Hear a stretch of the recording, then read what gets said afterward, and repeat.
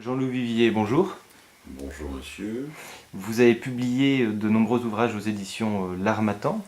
Alors pouvez-vous vous présenter en quelques mots, s'il vous plaît? Oui, bah, écoutez, je suis avocat depuis bientôt 36 ans et j'ai 57 ans et je- j'ai exercé essentiellement ma carrière outre-mer, Nouvelle-Calédonie, bon, assez longtemps, Réunion, Guyane, et j'ai également une expérience africaine.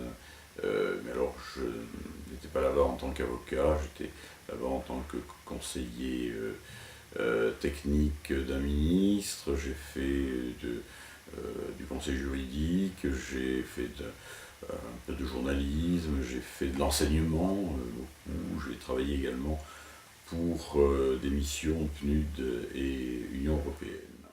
Jean-Louis Vivier, vous avez publié aux éditions L'Harmattan le Pacte civil de solidarité, un nouveau contrat. Pouvez-vous nous en parler?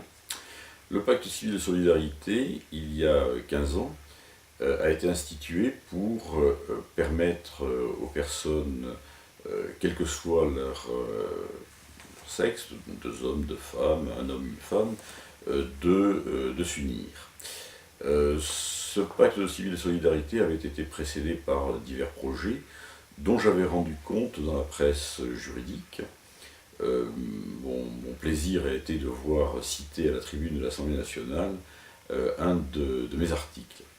Donc, lorsque la loi est sortie, eh bien, je me suis fait un devoir de publier un livre pour livrer mon analyse, d'autant que le Conseil constitutionnel avait carrément réécrit le texte de la loi, ce qui me semblait critiquable.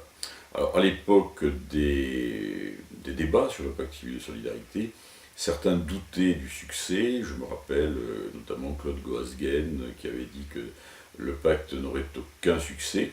Je vois que le nombre de pactes civils de solidarité est en train de rattraper celui des mariages, donc il a eu au contraire une grande fortune. L'ouvrage que j'ai publié donc voulait procéder à une analyse juridique du statut des pacsés. Voilà. C'est un ouvrage qui date un petit peu maintenant, qui est un peu dépassé, mais voilà, j'avais tenu à l'époque à apporter ma contribution.